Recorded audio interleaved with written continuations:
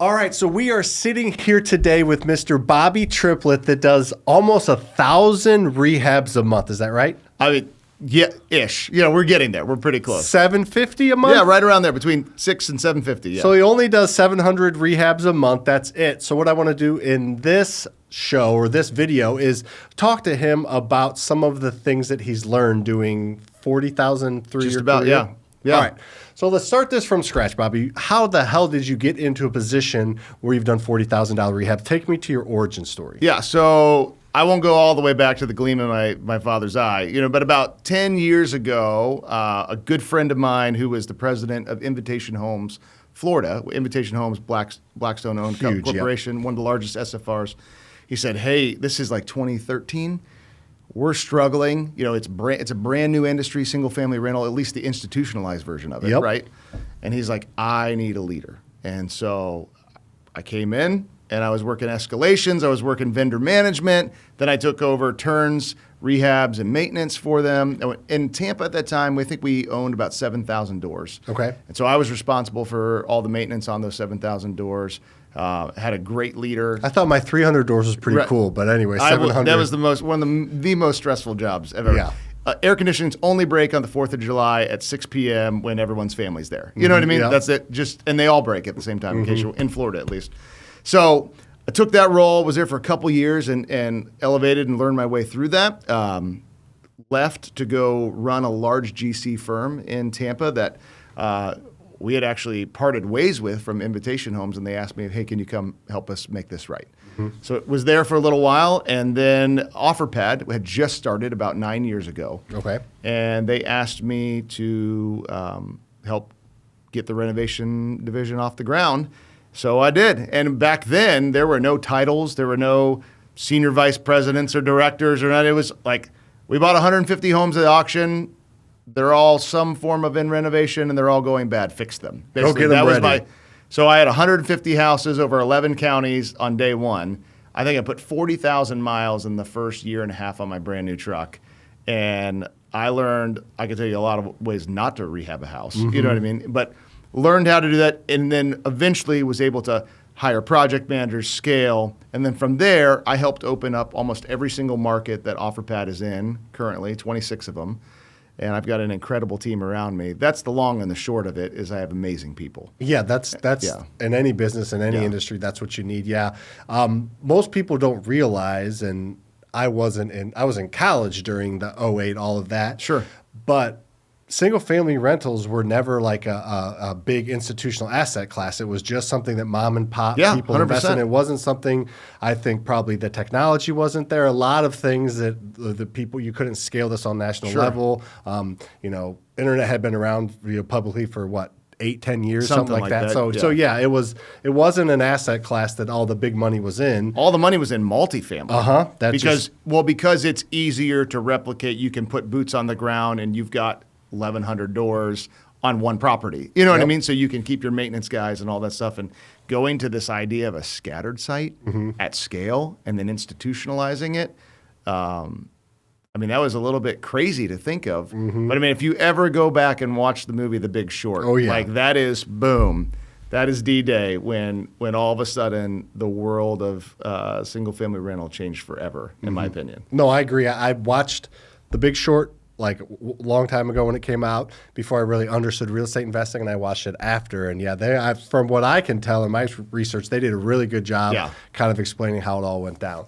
All right, so you've grown through a few different companies and learned a ton of probably what not to do, and then what to do, then screw up again, then what to do. I got several questions I want to talk about, but what would you say, and you don't have to give me like one answer, but what is one of the biggest or a few of the biggest mistakes that you see newer real estate investors make when it comes to specifically rehabbing? Yeah, I think two things is the first approach is they are chasing HGTV, whatever design. They are design centric, and so the design informs the decisions, and unfortunately, that's not real estate.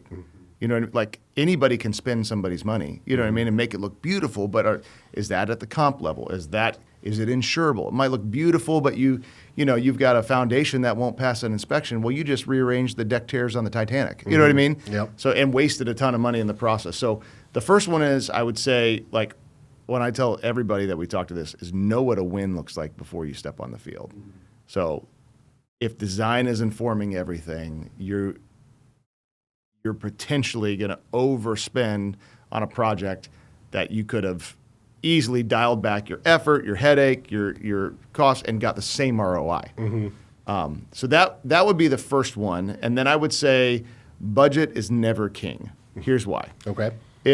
Now, obviously, and that's with a caveat. So, if you've underwritten it at a 40, you got $40K in renovation that you need to do this, like, do you have to spend that full 40 on this one, right? Is it possible, like, you know what? Let me fix a couple insurable items here and there, or mechanicals here and there, and like, maybe let's not try to chase the Joneses on these couple comps over here.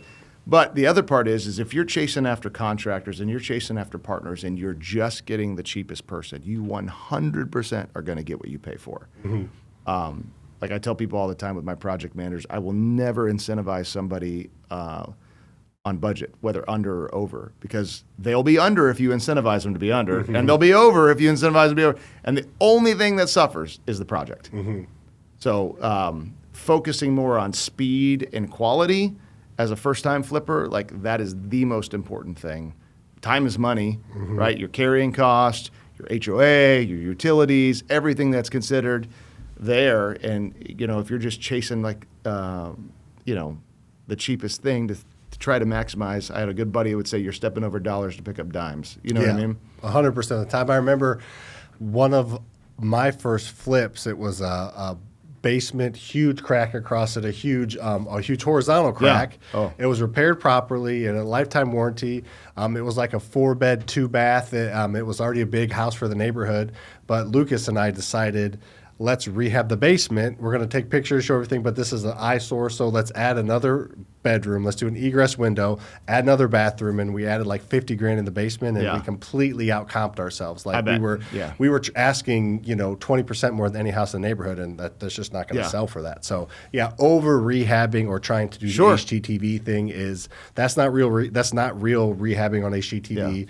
The most of the issues that they come across are fictitious. They're not even real issues anyway. So, I think those are good pieces of advice. I always tell people, make your projects about 10% better than the competition if you're looking to maximize. So, like, you don't need to throw marble countertops with gold plated on top of something that has just standard. Completely but if you want to make it a little bit nicer, that's okay, because you'll probably get a better tenant. You might sell a little bit quicker, a little bit higher, but you can definitely price yourself out. I had a client in Denver, pretty well-known institution, and they are very design-centric. They were probably the first one to buy in a pretty rough neighborhood, but it's had the potential to be the up and coming. A bunch of 50s block ranchers, some basements. Everything was extremely dated. They had a beautiful design palette, but they're picking $10 to $20 square foot tiles and coming in like actual hardwood floors, and everything's floating. And then, okay, guys, we're doing recessed everything throughout the place, and let's use high-end quartz. And they over-renovated, completely blew out the comp level, and the only people that could afford the house were they're going to take a $30,000 bath on it. And so, they could have done, I think we put 100, I tell people all the time, steaks are meant to be medium rare, but if you're paying me, I guess I'll kill the thing and do it well done for you. And that's what we did. We overcooked it because that's what they asked for. And man, I could have saved them $30,000, had it done so much faster, and then they would have turned a much better profit on it. Yeah. Oh, yeah, that's huge. All right, so what are some of the trends you're seeing? So, for example, when I got into it, I remember right away. So I started 2014. Luxury vinyl plank wasn't as popular as it is now. I feel like it's manufactured better. I see it in really nice homes, right? Absolutely. And it works great for rentals. So that's one possibility. But what are some of the trends you've seen over the past couple of years because of either technology or materials? Well, I think that's a great one to talk about. So we have a national partnership with Mohawk Floors, and we use LVP predominantly. And it's one of those, it's not officially waterproof, but it's waterproof. It's damn close. It's pretty damn close. And in that, if you're coming into a house, especially where it's got older existing ceramic tile, but it's been laid properly, with a little bit of self-leveling concrete on some transitions, you can float right over top of it, especially the kind that we use that has a built-in neoprene back, and it's a higher mill level on the print, so it's a nice quality. It's not the cheapest stuff.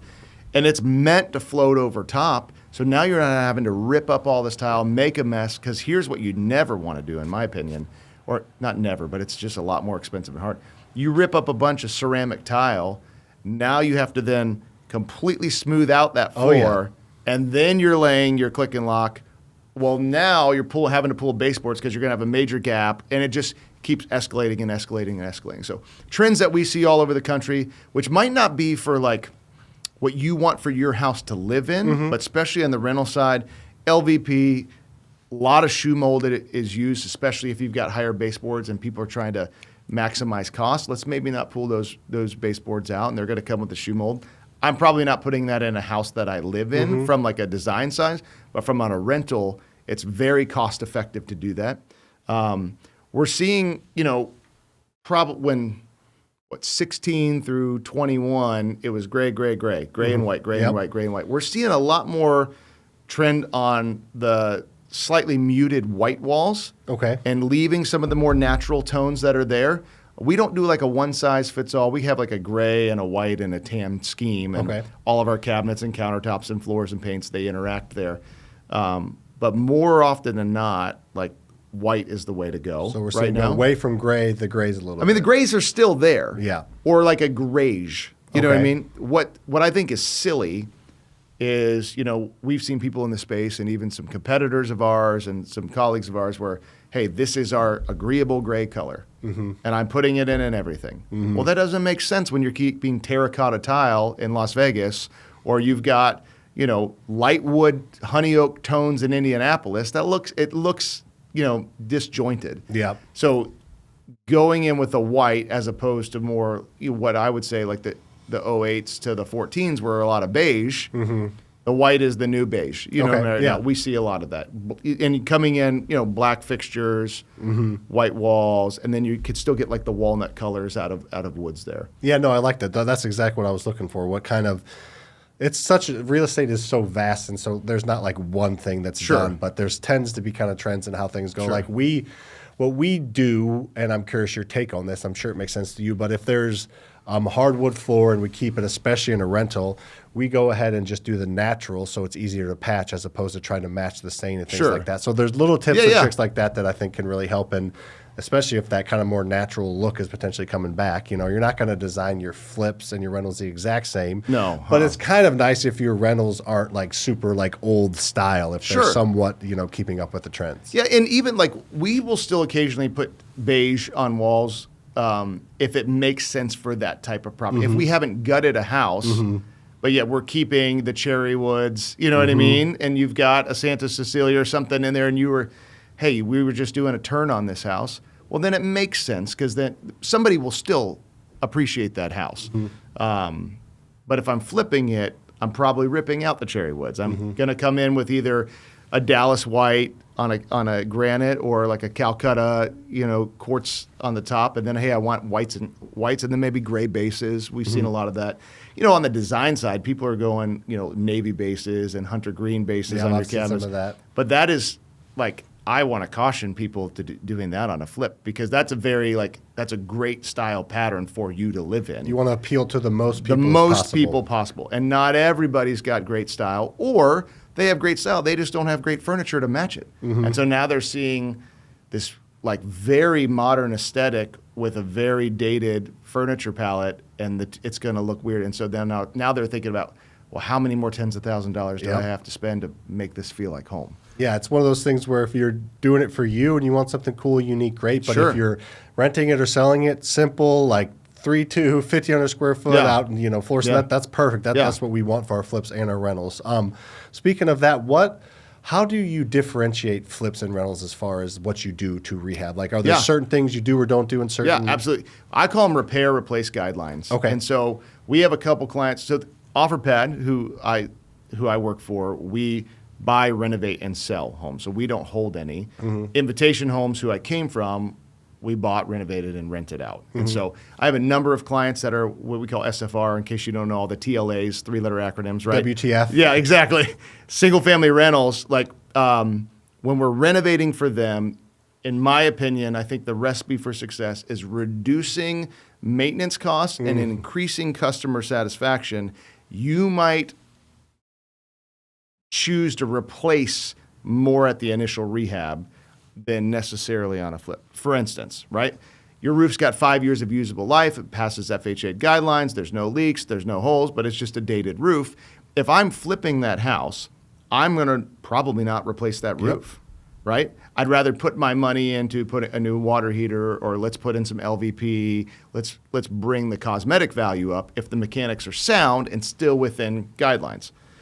On a rental, 5 years of life is a work order nightmare waiting to come, where you're going to start comping lease and rent, and now you're going to have to put them in a hotel because it will fail with your renters. You know, you might live in it for 10 years and it'll be fine, but you put a tenant in there or a resident in it, and it's going to fail. And then of course now you're the big bad landlord, so you better put me in a hotel room. You got to pay for this damage, whatever. So what is going to reduce for a lot of my clients? HVAC that's over 10 to 11 years old, they want automatic replacement. Hot water heaters that are over 10 to 11 years old, they want automatic replacement. Roof with less than 10 years of usable life, they're probably going to want to replace. Those are your three main on the repair, replace.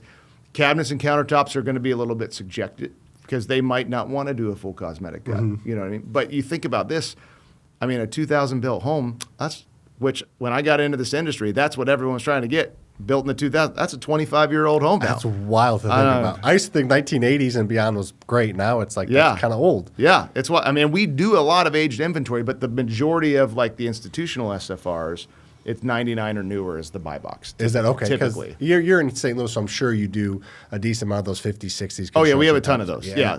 But you're not going to see the big institutional ones buying those, because now you're starting to get into panel replacements. You're starting to get into replums. Now you might have basements that are, stack basements instead of poured form. You know what I mean? So like, just opens up a can it just of opens. worms. It really does. Well, yeah, you were hitting exactly a couple things that, like, preaching to the choir with me. So one of the beautiful things about the Burr method, which we teach, is you do have that freshly rehabbed house. You're able to go in there and replace it now, whether something big or little, because work orders are a pain in the butt. You got to coordinate. You got to coordinate with the tenant. You have to pay somebody, whatever. Even just go out there and look at it. It's going to cost you money. Right. And then on top of that, it's almost the opposite of what a lot of people think.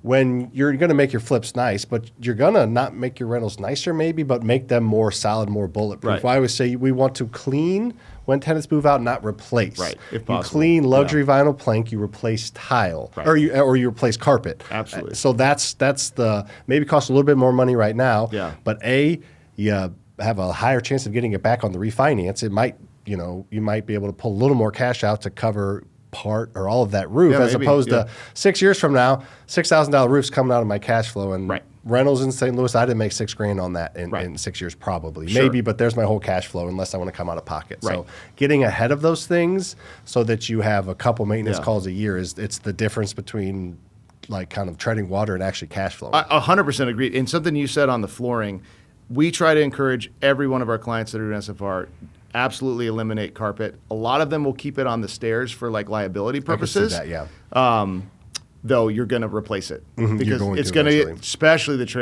stairs are going to get lived in hard. But not only are you just having to clean it, not replace it, the potential of it not damaging something else. If a dog urinates on the LVP, you can clean it up and it's not going to go now into your subfloor. Potentially, the LVP is going to very likely going to block it from going down in. If it pees on the carpet, that's in the pad, that's in the subfloor. Now all of a sudden there's allergy issues, there's rot that's happening. You're going to have to replace subfloor. The other thing that we try to encourage our rental clients, as much as quartz looks pretty, that is not the top that you want for your house. And it's not laminate either. It's granite is the most durable. 100%. You can put a screeching hot pan on granite, and then 9 times out of 10, you're going to be 100% fine. You put a mildly hot pan on quartz, and now you've got a deformity. And so if you're gutting whole bathrooms, we encourage them to do, instead of off-the-shelf vanities, hey, let's have our cabinet makers do the vanity cabinets, and we'll just keep the granite all throughout. Now, that's going to maybe cost a little more on that side, and somebody might say, hey, can I just buy the $400 unit from Home Depot with the culture marble top and put it in? Yes, but somebody who's not you that's living there is going to put their curling iron on there, and it's going to, as long as you're okay with making a $400 spend, great if you didn't have it time, but your money will go farther if you're using a granite in a rental. You got to plan ahead, and part of that planning ahead is, obviously making the property, again, is bulletproof. I hate to say that word, but as bulletproof as possible. Because somebody's living in there, and they're going to treat it, and you want them to be there for 4 or 5 years. So it's they're going to damage things. That's what we're always big on, is our tenants stay an average about 4.5 years. So in a decade, I have 2 tenants. If somebody like mismanages their tenants or has like a crappy rehab and has to, continually go to the property and do things, that tenant's moving out, and they have 4 or 5 tenants. When I have 2, I'm going to crush their cash flow. It's not even going to be close. So, and guarantee the tenant that was upset that's leaving, your return is going to be 2 to 3 times more expensive. Oh yeah, 100%. And they're just not going to take care of it as much. If they walk into a freshly rehabbed house, I know this would be the first time with the burn method, even a quick, nice, clean turn. They just feel more at home. It's cleaner, it's nicer. They're going to, for the most part, not always, they're going to, for the most part, follow in suit and be responsible with it. As opposed to, if you care about, they're going to care about it, I guess. So I like that. All right. So what is your favorite part about flipping 600 to 700, 800 to close to 1,000 houses a month? What's your favorite part about your job? Yeah. So I'll back up just a little bit. From I think it was 21 or 20 to the end of 22, we were doing 1,200 houses a month nationwide. My team, but they were all OfferPad owned homes. Okay. So they weren't for class. They were pure flips, all of them, and that was wild. It was insane. It was like from a leadership perspective, what I love. I spend a lot of my time on leadership development with my people, really trying to invest in them as men and women, both from a director side and project manager, and we have W-2 hammer swingers and foremen too. Like watching them find their stride. That, from a leadership side, that's one of my favorite. From a pure watching the house get flipped, I love when even the boss goes out and I'm walking houses with my team and they are absolute garbage dumps. And you see those things get reimagined, completely transformed, and then on the market. Or, hey, has anybody thought about this instead of just coming back with the original floor plan? What if we open up this non-load-bearing wall here? Or what if we got a beam and made this look more on purpose? And seeing those things just go to the moon. It's amazing. We had a house in Stone Mountain, Georgia last year. It was an OfferPad-owned house. And I think our original underwrite on it was like maybe $50,000. And we were doing complete gut in the inside. It was going to look awesome. Completely reimagined. It was an 80s built house, like late 70s, early 80s, where it had a single vanity in the master with like hang down, looked like pirate lights, a water closet, a toilet in the open, and a weird tub shower combo that was straight out of like Mike Brady designed it, from the Brady Bunch.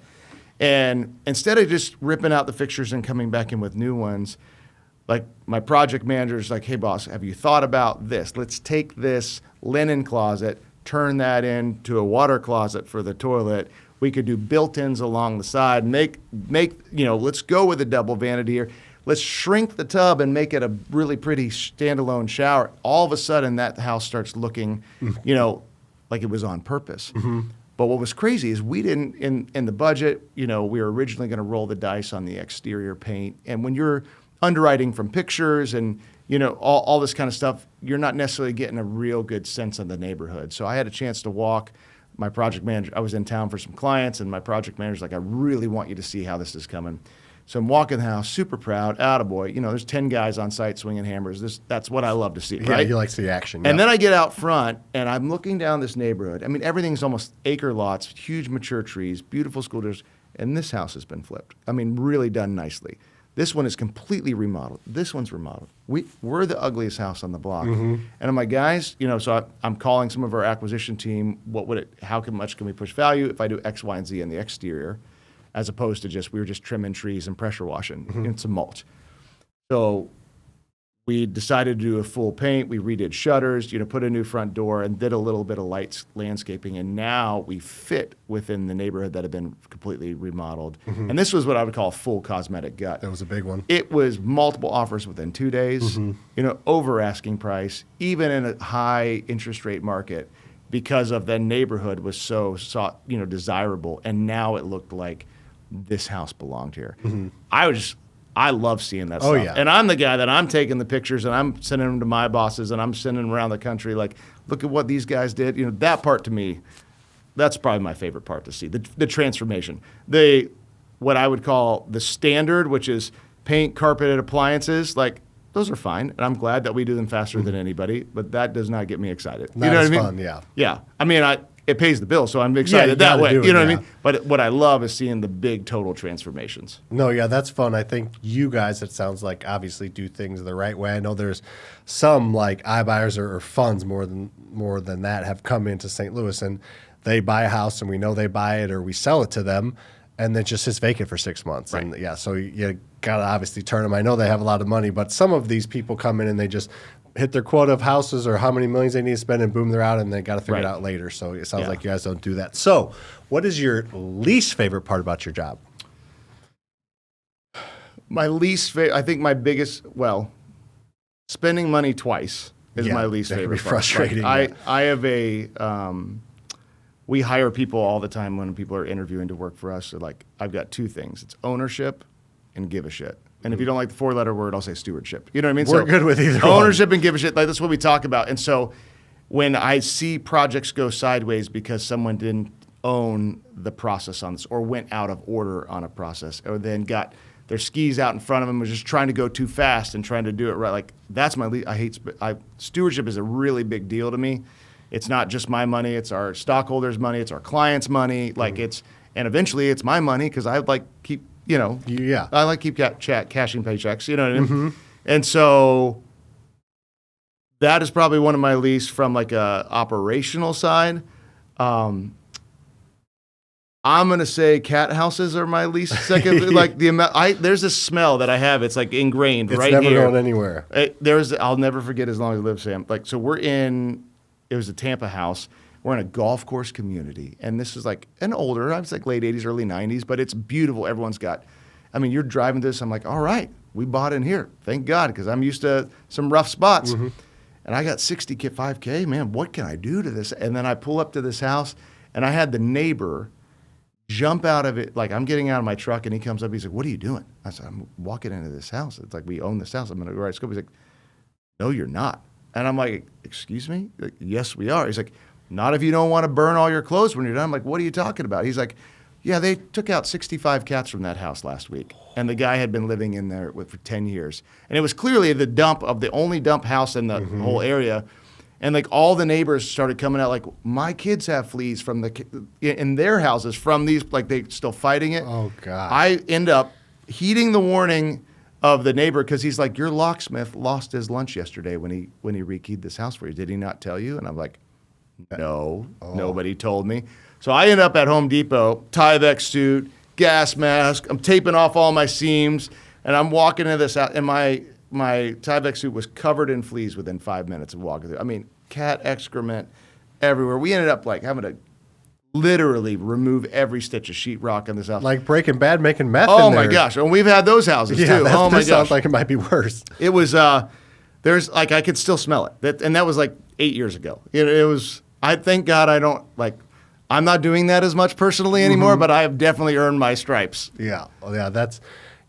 Cat pee smells really It's bad. awful. And it just soaks into things. You got the smoke, and if they smoke, you got the nicotine on the walls, but something about that cat pee is just... And what's weird, we had another house one time, this is a couple of years later. It was a beautiful house on a lake. Like, I was so excited, and my PM could not figure out... we ripped all the sheetrock off. We've, sealed the concrete. We've enzyme treated it. Could not figure... It wasn't nearly as bad as that one, but we couldn't figure out where it was. In summertime in the South, well, sometime anywhere, it's humid. That just... cat pee just comes to life again, right? So I'm literally hands and knees, like sniffing, trying to find where it is, and finally found it. I don't know if you know this, but like aluminum windows and aluminum tracks on sliding glass doors, like apparently it can hold a lot of urine smell. So there must have been a bunch of cats that were sitting on a was gonna say, the cat's windowsill peeing and into- just peeing down into the. So we had to, get all the windows out. Did that do it? Totally did it. Ugh. Couldn't find it anywhere. It was in the aluminum frames of the windows. Did not know that was permeable, but apparently it is. Yeah, apparently it is. That's gross. That's gross. All Yeah. right. So as you can see, Bobby knows his stuff, and one of the cool things about my relationship with Bobby is he gets to work with our students. So they're in 26 different markets. Yes, sir. And they're kind of spread out, so not going to go all of them now. Maybe we'll put them somewhere. Maybe we'll have some flash on the screen that shows them. But if you're one of my students in my community in those markets, they'll do the rehabs for you. And talk a little bit about the pricing that you're able to get, because you blew Dusty. I think Dusty was the one that hosted the call with him. Yeah. He blew his mind with the pricing that you're able to get. He was talking for days about it. Well, that's awesome. So we spend roughly $100 million a year on labor, on materials, on supplies. We have national contracts. And so because I'm buying thousands of houses a year and renovating my own, I'm able to leverage that purchasing power for your students. Mm-hmm. So in renovation, you've got speed, quality, and cost, and most people only get 2 out of the 3.